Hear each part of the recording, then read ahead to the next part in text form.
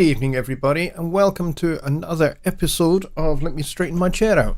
No, it's not called Let Me Straighten My Chair Out. It's called Songwriting Simplified, with me, Jonny Lipsham, here over at jonnylipshamstudios.co.uk here in the southeast of Scotland, which of course everybody knows by now. Scotland is the capital of the world, the solar system, the galaxy, universe, multiverses. Yeah, that's us. Anyway, I hope everybody is doing well and has had a good week so far. Welcome to the show.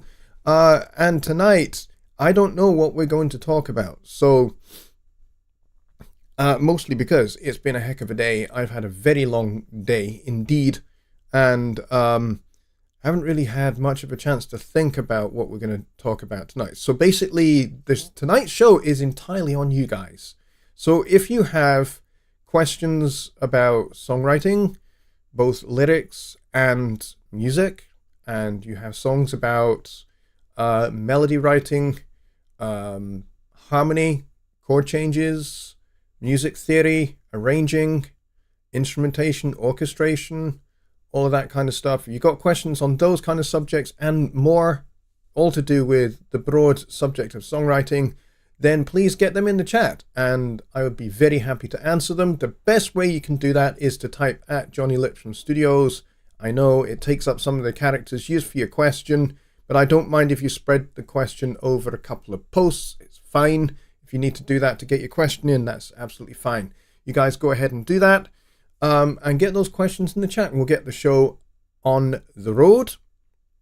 And I'd be very happy to answer your questions. And if you've got like a subject that you would like to discuss, we can also talk about that as well. Like a broad subject, like I think Mike has just posted something about AI, which is interesting, which is certainly a subject for discussion. But first, let's go see who's here. And Danny Taylor was first in the door, which is awesome. Well done, Danny. Tony Stringer is here as well. Mike Johnson from the Philippines is here as well. You know, he's been in the Philippines for a good wee while, but I'm still having trouble getting used to that concept. But I'm overjoyed that he is over there and is having the time of his life. It's awesome. It's wonderful. I'm beyond thrilled for you, Mike, that you are there and enjoying life over there. John Hawk is here as well. Dwayne is here. And who else do we have? Because you guys were chatting a wee bit, so I need to scroll down to find out who else is here. Kyle is here as well. Brett Marla is here. Now there's a name for me to say with my Scottish accent. Marla. It's a fun one. John Hawk is here as well. I think I said that already. Don Oliver's here. Simon Carpenter is here waving the pink mitt. Good to see you. And Bobby Bale is here. And the anonymous housewife is here as well saying hello. Hello to you too, my dear. I hope you are doing well. Long time no see. I'm glad you're here though. Elusive 1970 is also waving the pink mitt or pink glove, whichever way you want to look at it. And Keith from Radio Top Frumpet is not here.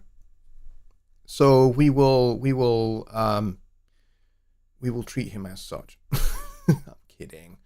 Who else is here? Billy Morgan is here as well. And Jeff Woods is here. He says hello from Monk Seaton. Hello to you, Jeff, and welcome to my channel. Thank you for subscribing. If you are watching and you have just stumbled across this show and this channel for the first time, welcome. I'm glad you're here. Now, whilst you are here, you will find that the chat is in subscriber only mode. And that means, unless you're a subscriber, you can't take part in the chat. So I would very much like it for you to be able to take part in the chat. So please do hit that subscribe button and that'll get you in. Give it 2 minutes after subscribing and the chat will be open to you and you can ask your question. You can make your comments. Just keep it nice, keep it friendly, and welcome to this collection of awesome people.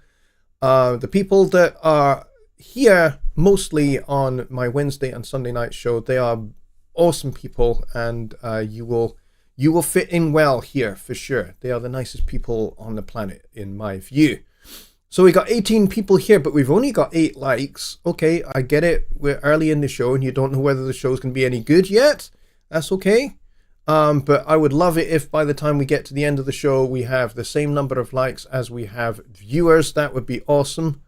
That would help me out a lot. Likes and that kind of thing help me out a lot, as well as subscriptions, because that recommends me to somebody withdrew their like whilst I was saying that. That helps me a lot. Actually, it helps recommend my channel and my my shows to other people on YouTube who wouldn't ordinarily be here. Christina from Denmark is also here. I'm very glad you're here, Christina. Awesome. All right, so you guys are already beginning to discuss kind of the topic that Mike has very kindly thrown out for us to discuss. So I will read his question and I will share my views as well. And he says, have you followed the news about AI music and how these companies have scanned and analyzed music across the internet without permission to train AI models? Now, it's interesting that you should use the phrase without permission, because by doing that, you have invoked the law and you have invoked international copyright law, which presents a little bit of a problem for this channel, because I'm not a legal expert and I'm certainly not an expert in copyright law. So, and especially when it comes to international copyright law, as it relates to streaming platforms and that kind of thing, as well as, like you say, the introduction of AI. And using AI to train algorithms to learn different styles of music, to learn different songwriting techniques and all of that, so that it can assimilate all of this knowledge and perhaps even start writing its own songs. Yeah, and maybe even, you know, challenges like, hey, let's do, I don't know, let's do a mashup of a Johann Sebastian Bach Toccata and Fugue, but in the style of Leonard Bernstein's West Side Story. That could be entertaining to hear that. But yeah, so the whole thing of without permission to basically getting AIs to scan internet for pieces of music. Now, here's the thing. Not everybody has put up their music with copyright notices. There are an awful lot of people who have SoundCloud channels, SoundCloud accounts, who have not put copyright notices on their music because, you know, their music is freely available to anybody that wants to download it and wants to listen to it. There are a lot of people like that. You know, they put their music out there because they want to share it with the world. They're not that interested in people purchasing their music. They're not there to make sales. They're not there to make money. I'm one of those people. I put my music out there because I want to put my music out there, because I want to share my music with the world. I want people to hear my music because I think people will like it. However, I'm not putting my music out there to make money. Which is why if you go to my SoundCloud, there's, you know, you can pretty much freely download any of my stuff there. Likewise, if you go to my Bandcamp account, you will also find that there are a couple of there's an EP and a couple of albums that are on there, and some singles which are you can get them for either no money or for £1 or $1. And the reason for that is because I'm not trying to make money. Yes, my music is protected by copyright. And so the whole thing of companies using AI to scan and analyze people's music without their permission, it's interesting because one could, I'm not saying that this is a legal argument, because I'm not a lawyer and I'm not a legal expert, and I'm certainly not an expert in copyright law. But one could argue that if you put your music out in the public domain, without a copyright notice, or even with a copyright notice, if you put it on a place where your music can be played, because there is a media player built into it, like SoundCloud, there is a media player built into SoundCloud where you click on the song and it plays the song. So the AI is going to be listening to your songs in much the same way an actual person would, except it's just going to be assimilating the information from your songs, not necessarily because it wants to steal your music. Probably more likely they're using it because they want to train AI models on different styles of music, and maybe even how to replicate different styles of music, or how to generate iterative music based upon those styles that they are exposed to. For example, for right now, if you said to ChatGPT, for example, like I said earlier, I want a mashup of Johann Sebastian Bach, Charlie Parker, and Leonard Bernstein's West Side Story. And I want, a piece of music with all of those three ingredients, all of those three key elements. And then you say, but I want it arranged for a big band. Now, West Side Story has already been arranged by the great Bill Reddy for big band. I've played that chart. It was written for the Buddy Rich big band. And it is a devilish chart, to say the least. But I have played it. And so there are arrangements out there for that. There's also some big band arrangements of Johann Sebastian Bach, believe it or not. So there are resources out there that ChatGPT would be able to get hold of and listen to, and then go, okay, so it needs these kind of key elements and stuff like that. But the key thing here that you're talking about is without permission. Now, how that works, I'm not sure. And certainly from a legal standpoint, how that works, I don't know.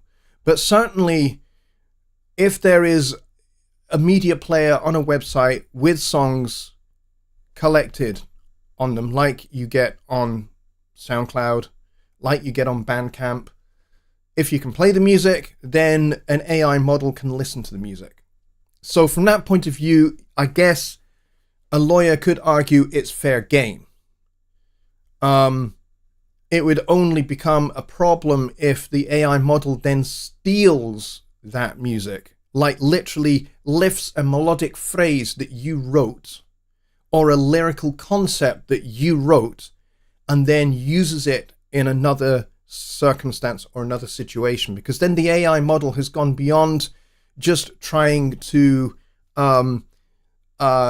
assimilate a style, assimilate tropes and traits of a particular genre, a particular style, key ingredients like instrumentation, like key rhythms and key chord changes, and those kind of things.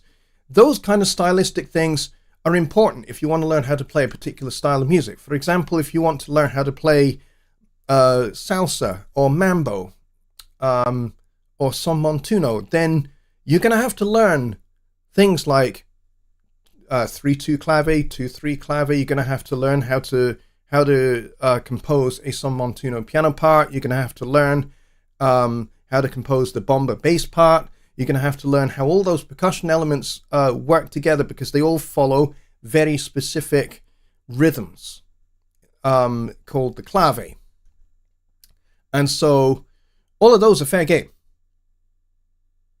because they're just, they're stylistic things. However, if you have a piece of melody that is yours, that is in your song, that is copyrighted, and an AI model were to go, hey, this is a really nice little melodic phrase, it seems to be quite key, and it uses that in an iteration that it creates for something else, then yes, you probably would have grounds to sue for copyright.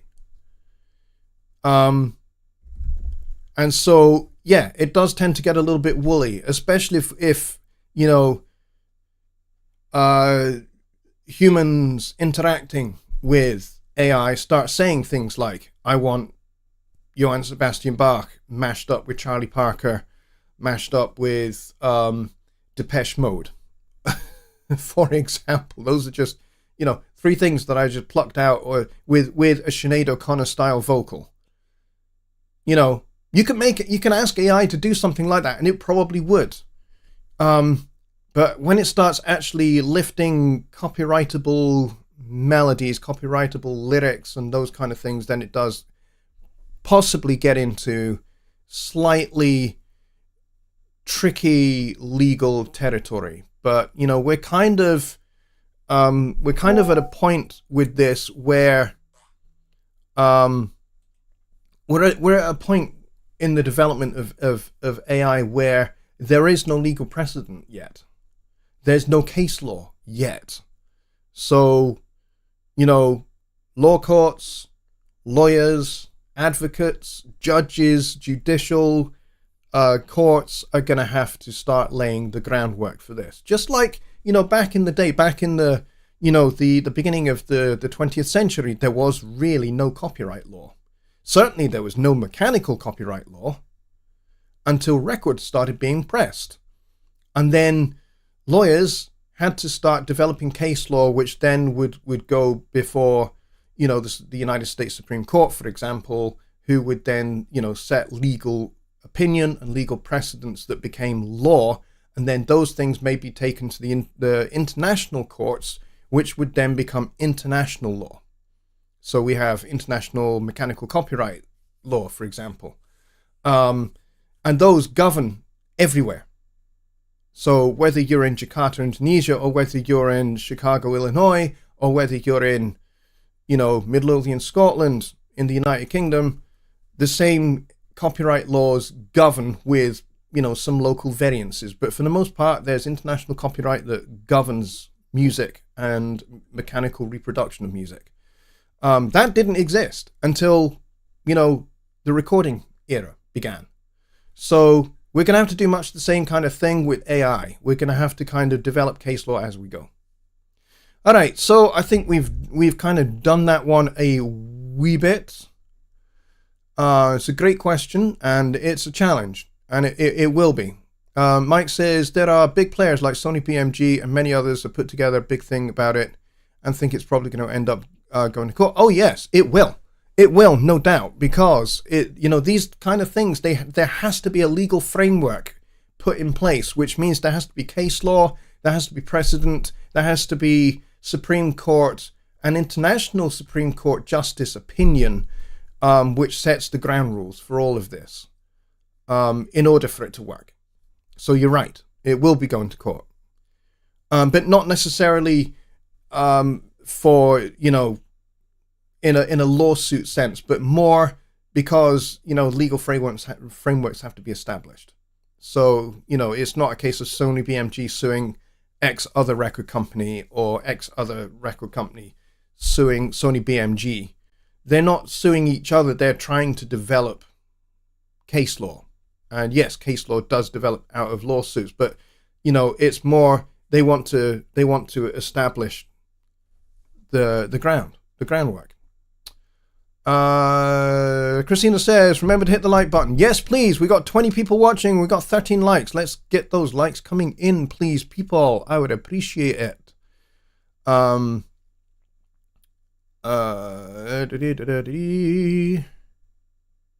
see what else we got. Rich Cresswell says, let's talk modal. Yes, let's talk modal. I like modes. Modes are awesome. If you don't know what I'm talking about, then I will give you a 7-second breakdown of what modes are. Basically, modes are scales that were developed in the Middle Ages and in the medieval period.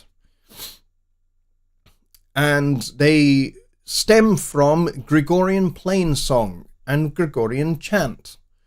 And there's a whole set of scales for the modes of the minor, and then you have a whole bunch of major modes as well. So you've got minor modes, major modes. Cool thing about the minor modes, there are two sets of minor mode scales. There's the modes of the melodic minor, and then there's the modes of the harmonic minor. Most people are very, very familiar with the melodic minor modes because those are the ones that they use the most. For example, Dorian mode, Phrygian mode, Mixolydian, Lydian, Locrian, Aeolian, Ionian, all of those modes, those very Greek sounding names are all names attributed to different modes.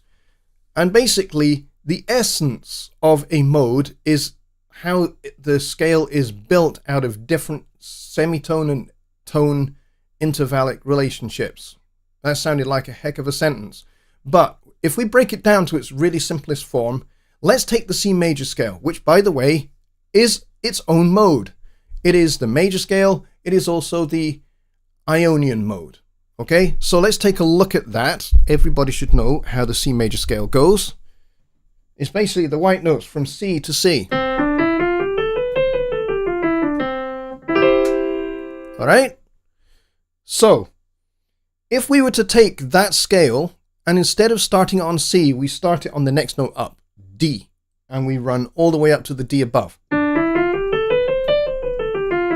This is the Dorian mode. This is probably the most familiar of all of the modes because it gets used in an awful lot of songs. I'm trying to think of pop songs that use the Dorian mode. Simply Red, there's a song, and I'm trying to think of the title. It's got the hook line, I keep holding on, but I don't think that's the title. Rolling Back the Years, I think is the title, something like that. But that's based around the Dorian mode. So the next one starts on E. This is the weirdest one of all. Well, it's not quite the weirdest one. I think it's the second weirdest. This is the Phrygian mode. And then after that, we have the Lydian mode. I like the Lydian mode. F major scale, basically with a natural, instead of having the natural 4, it has the raised 4. I like that. And then the next one, this is the second most commonly used mode, and that's the Mixolydian mode, starting on G. Now this is great because it's essentially the same scale as the dominant scale, because it is basically the major scale with a flat 7. That's why we call it the dominant scale. So if it was just a regular major scale, it would have the leading tone. So in the key of G, you would have the F sharp. But we don't have that with the dominant scale / Mixolydian scale. We have the flat 7. So this is really useful if you're playing a funk vamp jam session and everybody's just playing on a dominant 7 chord, you know.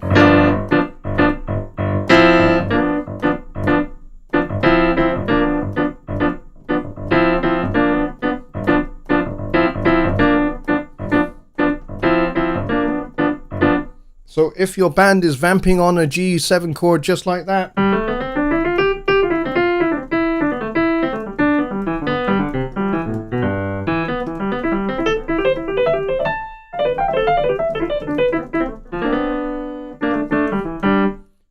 you can make very much use of that particular scale. It's extremely useful.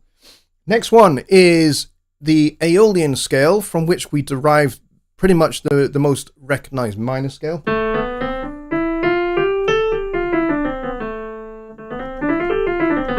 So, you know, songs like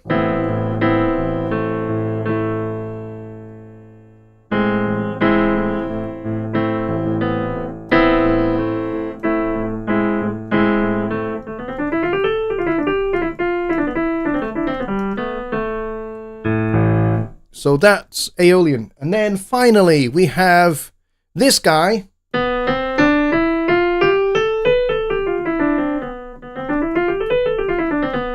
This is our Locrian, which is kind of built on this diminished kind of sound.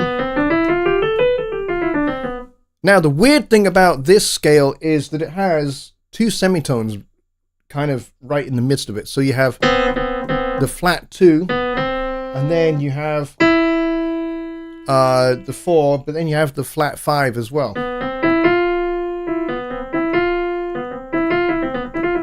So it has this really strange kind of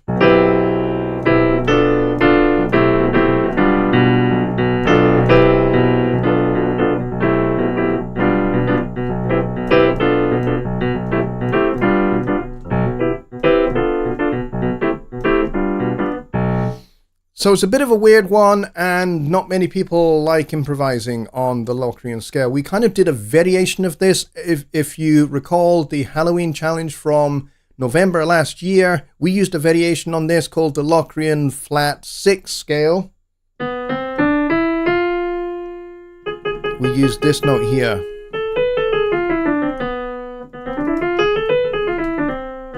Just to make it extra specially weird. Herbie Hancock's Chameleon is a Dorian mode song. Yes, so is Miles Davis's So What. I'm playing that wrong.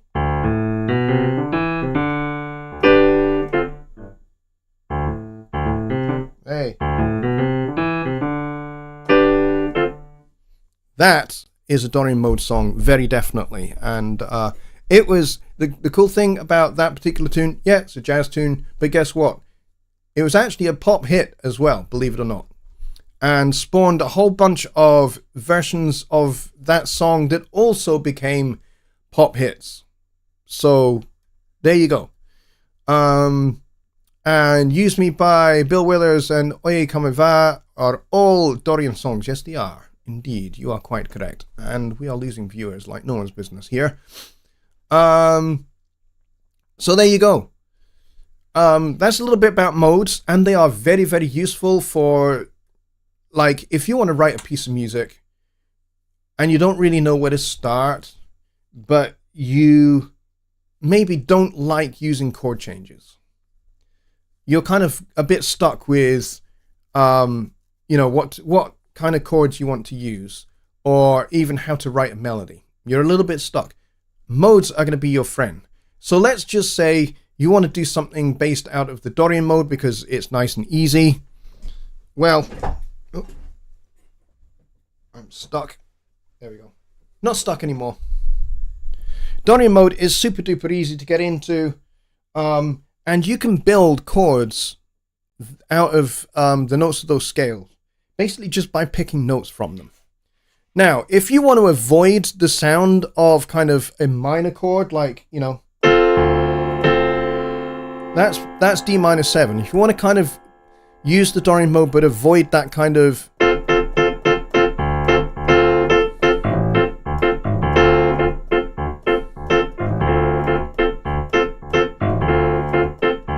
if you want to avoid that kind of minor sound, you want it to sound much more open, I recommend building chords out of stacks of fourths. What do I mean by that? I mean, take notes that are an interval of a fourth away. So if I start on this A here, and then count up 1, 2, 3, 4, and then 1, 2, 3, 4 from that one, 1, 2, 3, 4. So now I have this nice open sound here. So instead of, I can have this instead.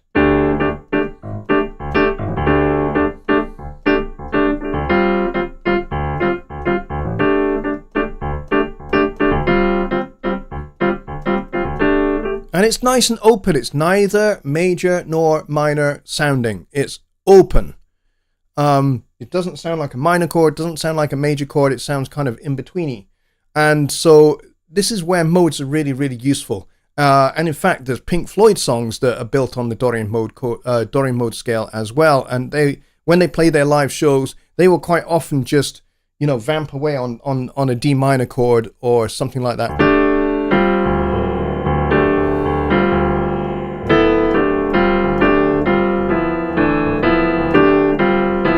They'll be vamping away on that, and then some guitar player will be playing a really lengthy guitar solo, because it's very easy. You're not having to think about chord changes anymore. You're just thinking about the notes of the scale and just finding the right notes and making them work. And then you can still do little things like, what we talked about before with melody writing when we talked about enclosures and passing notes. So you can still do chromatic passing notes as well as diatonic passing notes, and you can still do chromatic enclosures as well with, note above, note below, note itself, that kind of thing. You can still do those. All of those will work.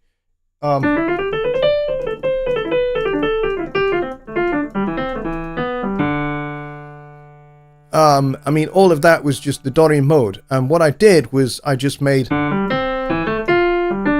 some wide intervals because those sound really cool.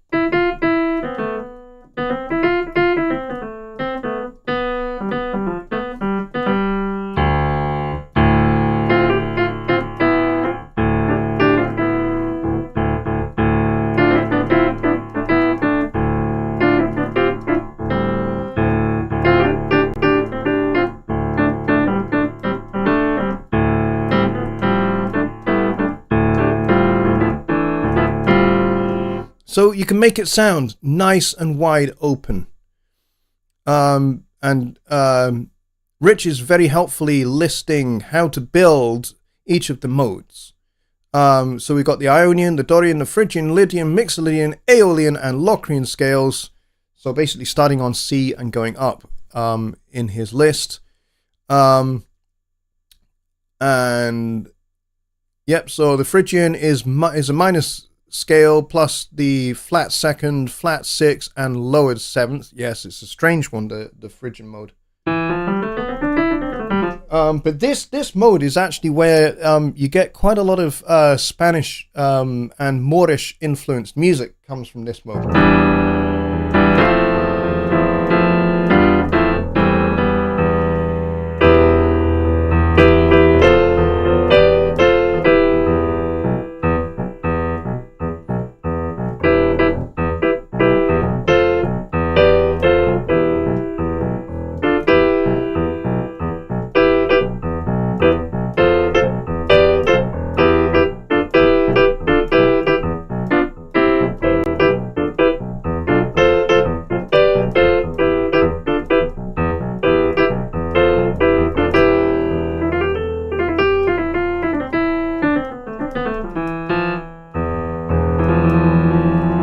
Really emphasize that flat 2 in the Phrygian mode. It makes it really quite dark sounding.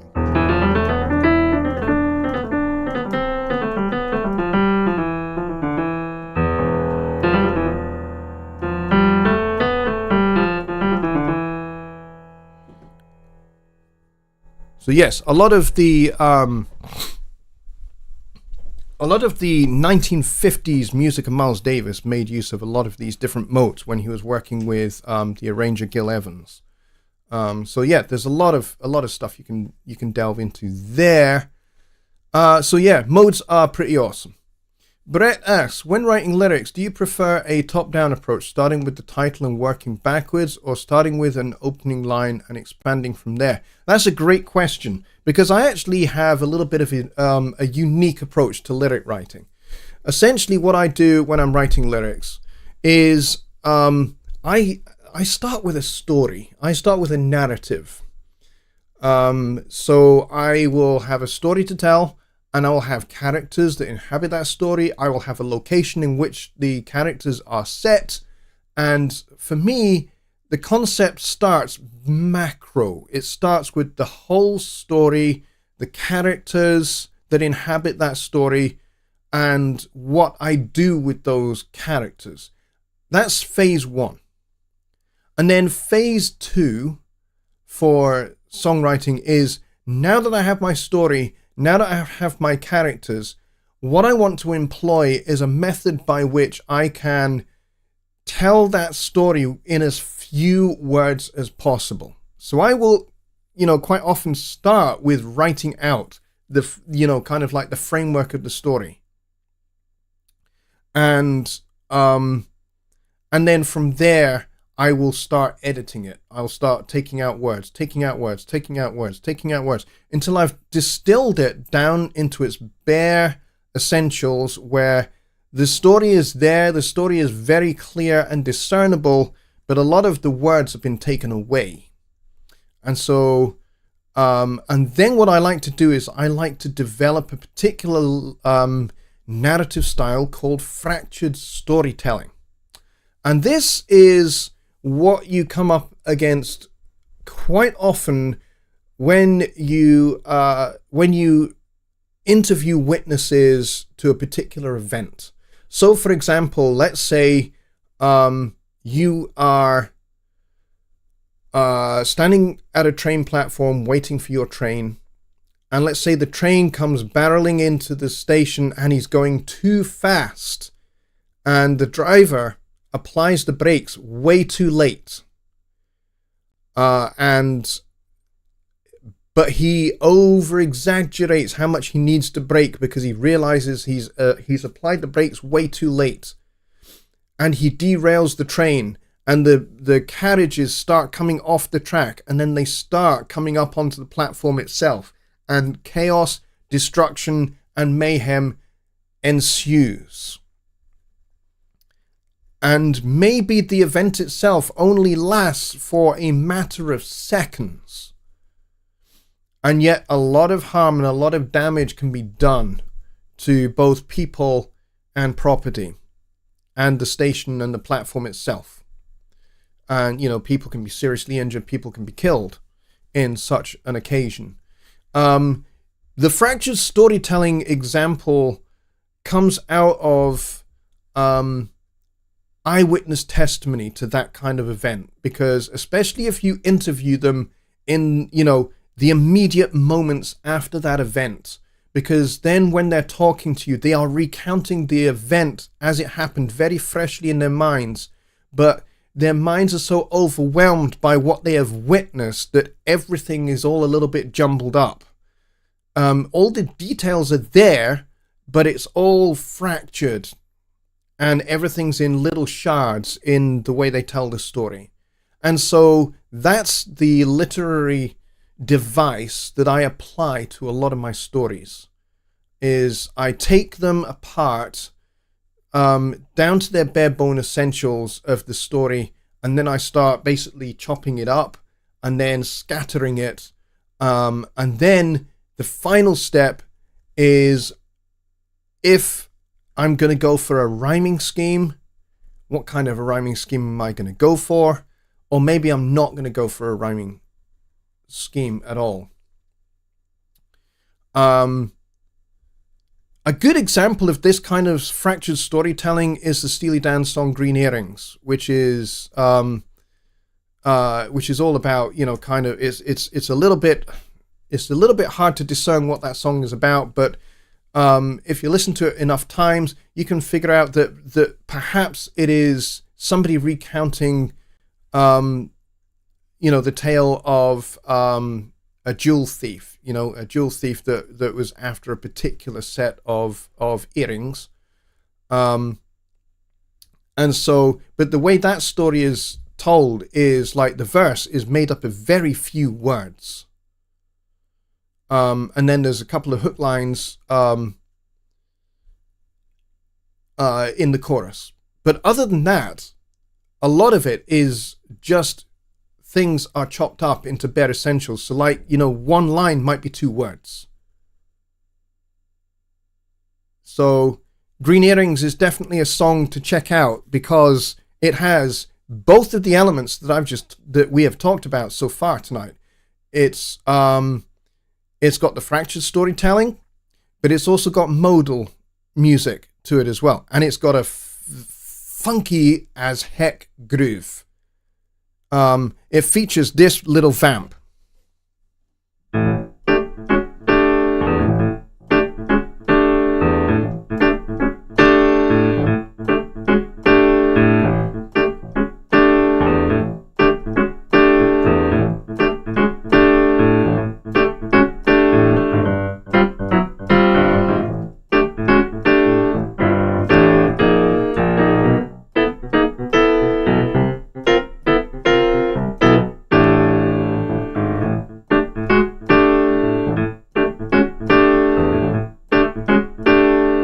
It's a great little groove. It's all based out of this kind of stack of fourth kind of idea. And And, the fact that it's kind of going, and you go down a half step and then you come back up again, kind of makes it very unsettling.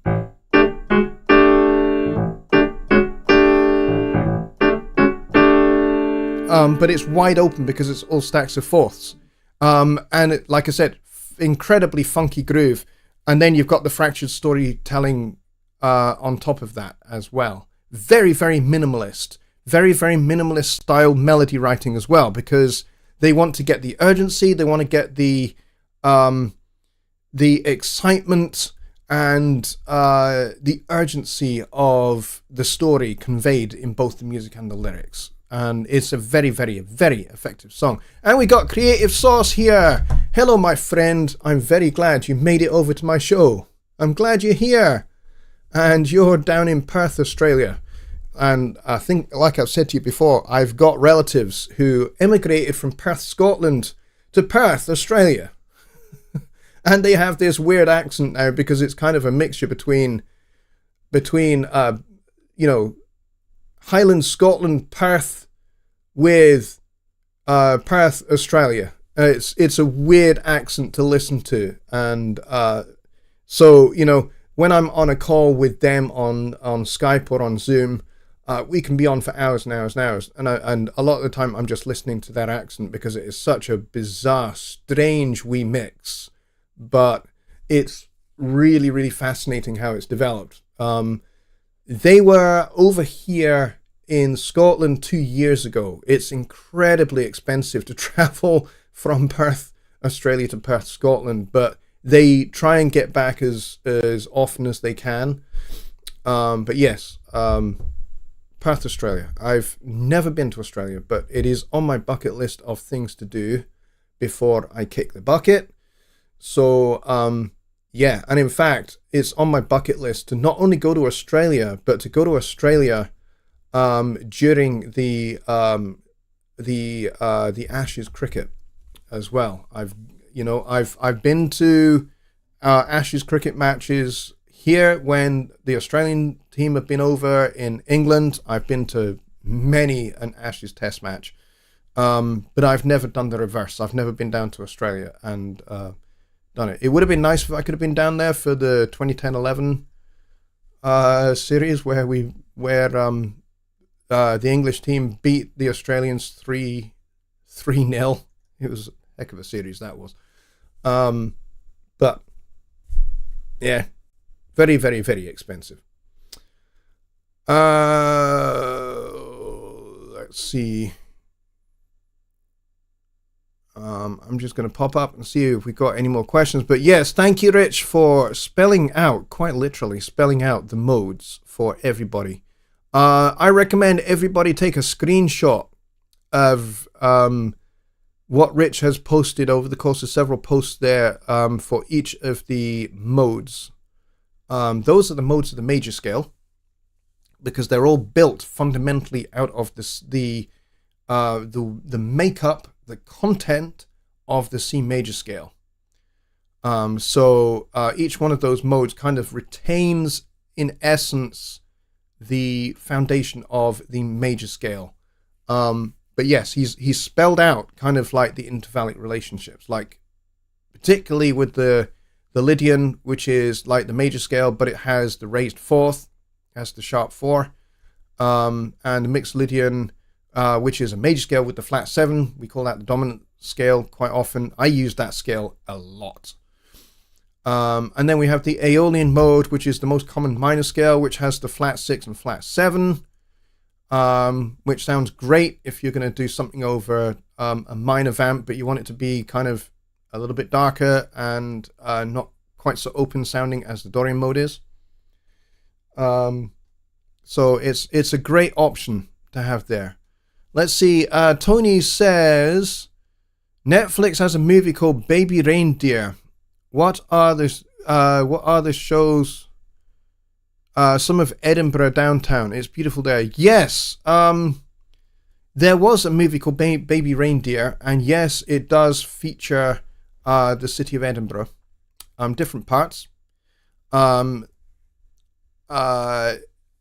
It is It's a film that was shot in Edinburgh that I actually never got involved with. Some of the Fast and Furious films of the last few years have been shot in Edinburgh, and I have been able to get involved as an extra in some of those films, because I have, let's just say, I have had aspirations to be an actor. I've done, when I was at university, I was in the Dramatic Society at university. And I got involved when I was in London. I got involved in a comedy club in London where I got involved in improvised drama. And when I came back home to Scotland in 2006, I did the same. I got involved in local dramatics, and I got involved in comedy and improvised drama, and that kind of thing. But whilst I was in London, I also appeared as an extra in some TV shows that were shot in London, like London's Burning, which is about the London Fire Department, and another show called The Bill, which is basically about the London Metropolitan Police Service. And so they shot both of those series pretty much right where I lived, and sometimes on my street. So that's how I stumbled into being an extra. I ended up being an extra on TV, and then I ended up joining an agency where you could be an extra, where you could basically get put forward for being an extra in films as well as TV. So that's how I kind of got into that. I kind of enjoyed it, and the fact that when you are an extra in a film or in TV, you can be there for the whole day. You can shoot, you can be involved in certain scenes, and maybe your scene or your shot in the scene gets cut, but you still get paid because you're there for the whole day and you still participate in the scene, but maybe you don't make the cut. And I've certainly been in that position, and you can actually make a decent amount of money. I mean, I've been to a whole day of shooting, and I've been standing around for maybe 4 or 5 hours, and then I get called by one of the assistant second directors, and they say, right, you're in this scene, and I get into that scene. They shoot the scene, I'm involved in it, like maybe I walk through the scene, or I have some interaction with some of the characters in the scene, and then that's me done. I'm only in for maybe 30 seconds, and I may even appear for less than 10 seconds, or my shot will get cut. I've had that happen. But you still make a bunch of money. You still make like 300, 400 pounds. Anyway, we are losing viewers like no one's business. We started with 20, and now we've plummeted down to 12, which is a bit disappointing, but I will get over it. Let's see. Creative Sauce says, Scotsman into cricket. Yes, we have cricket here in Scotland, believe it or not. In fact, we have Cricket Scotland, which is an actual entity, and yes, we are an ICC affiliate. So we play 2020s and one-day internationals, and quite often we play against England as well. So, and maybe one day we'll get to play test matches like Ireland now do. He also says, I see a QS300. Yes, the Yamaha QS300, which is this guy on top here. This, believe it or not, was the first QS300 unit to come into the UK from Yamaha. Fortunately, way back in the mists of time, I think it was 1993 or 1994 when this guy came out, I had links with Yamaha from my former life as a performing musician, and so bands that I worked with, we were endorsed by Yamaha, and they sent me this guy, and it has been run over by a truck on a motorway on the way to a gig, and it still works, which is impressive. The only thing that doesn't work is a little floppy disk drive at the bottom here. You can put a disc in there, and the disc will spin, but it won't read anything. But if I was to put this mic really close to the disk drive itself, you can hear it. Actually, all it does is just spin.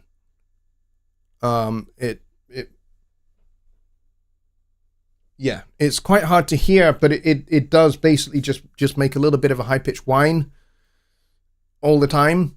And it's okay, I've got used to it now. But yeah, all it does is spin. And it's a real shame because I've got loads, because this guy has got a built-in sequencer built into it. And the sounds are a little bit dated, early 1990s kind of sounds.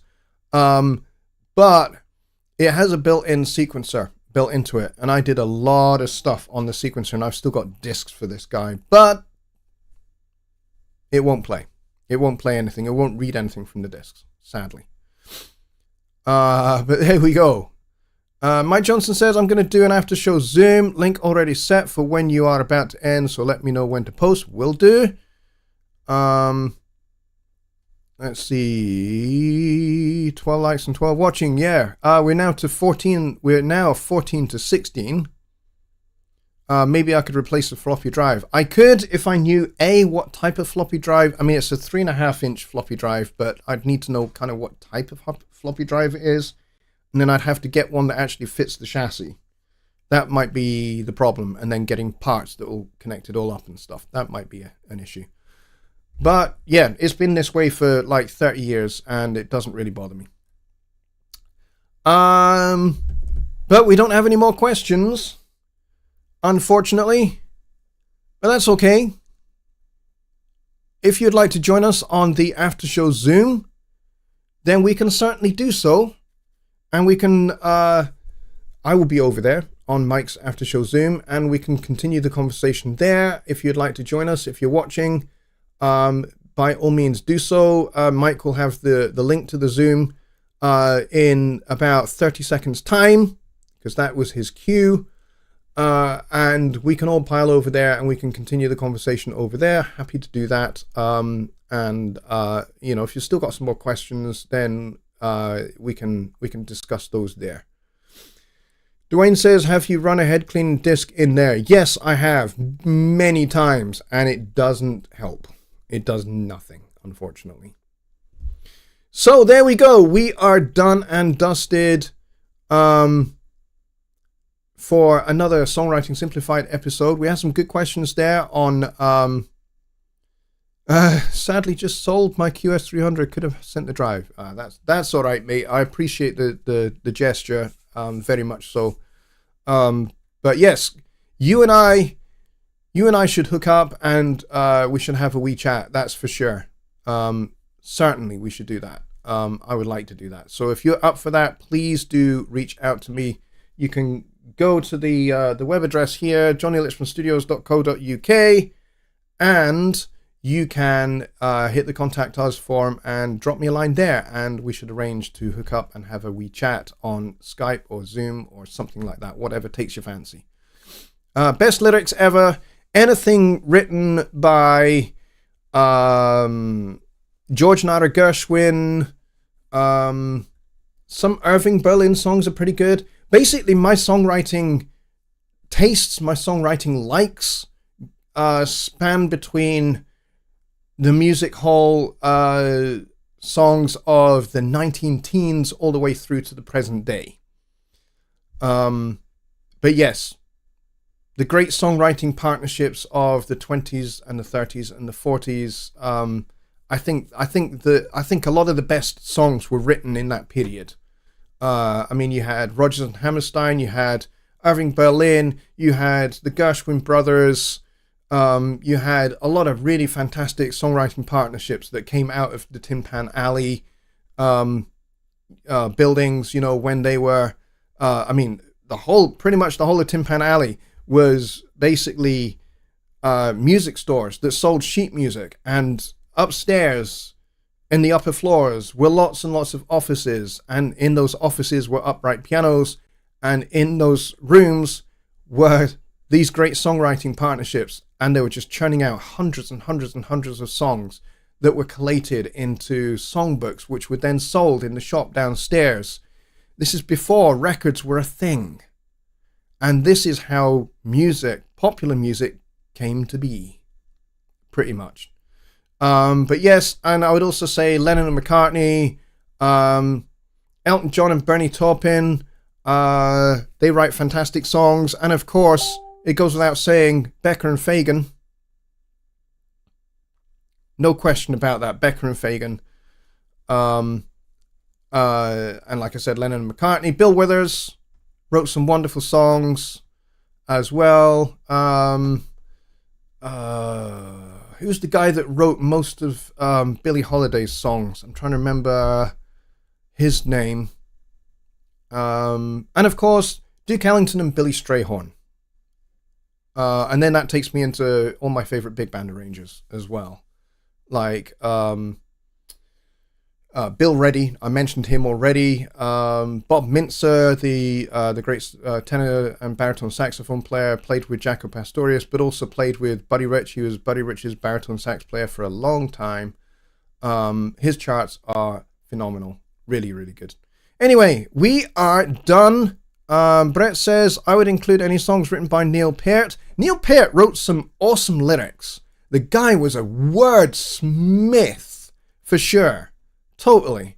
I'm not a Rush fan, I would say, but I recognize good wordsmithery when I see it. And Neil Peart, God rest his soul, wrote some absolutely outstanding lyrics that are pure poetry. Sting is another obvious choice when it comes to pure poetry. That guy writes poetry. Simon and Garfunkel, another bunch of really fantastic songs, and of course you've got to mention Marvin Hamlish, and you've got to mention Burt Bacharach as well. Burt has written some of the best songs of the last 50 or 60 years, I would say. And Marvin Hamlish wrote a lot of songs with Barbra Streisand. And fun fact, speaking of Barbra Streisand and Marvin Hamlish, they were a partnership for many, many years, but Becker and Fagan actually wrote songs for them, funnily enough. And Marvin did some fantastic arrangements of their songs that Barbara sang beautifully as well. All right, so it is 1 minute past 1 a.m. here in Scotland, so we're going to call it a night there. Creative Sauce says, "Come." Mike says to Creative Sauce, "Come join the Zoom." Definitely. Marvin Gaye is another. Yeah, we could talk all night about great songwriters, and I would love to. Maybe we'll devote an entire Songwriting Simplified show to the subject of most influential and greatest songwriters of the last 120 years. We could certainly do that for sure. So if you're up for that, just let me know. All right, folks, on that note, we are going to end the show here. Thank you very much for joining me. I appreciate it. Especially all the new people like Creative Sauce down in Perth, Australia. That's awesome. So I will see you guys on Sunday night for Sunday Night Live, where we will be dealing with your Studio One questions. So if you've got Studio One questions, be thinking about those. And you can either email me or you can just ask your questions on the show in the chat. And I would love to deal with them then. All right, folks, I'll see you then. Bye for now.